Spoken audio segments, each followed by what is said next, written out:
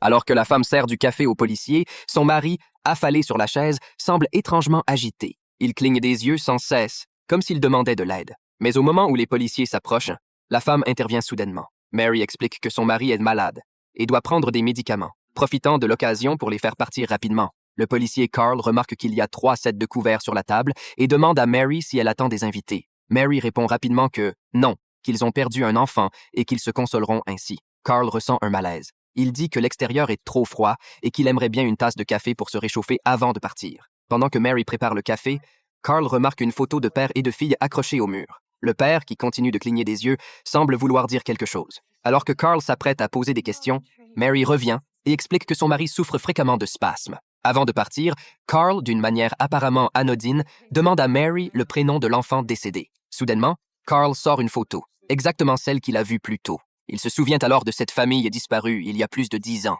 Mais la mère sur la photo, Wendy, n'est pas la femme en face de lui. À ce moment-là, le père, utilisant toutes ses forces, pousse sa chaise roulante et murmure des mots incompréhensibles de détresse. Mary, paniquée, court vers lui, mais Jack surgit soudainement et se met à se battre violemment avec Carl.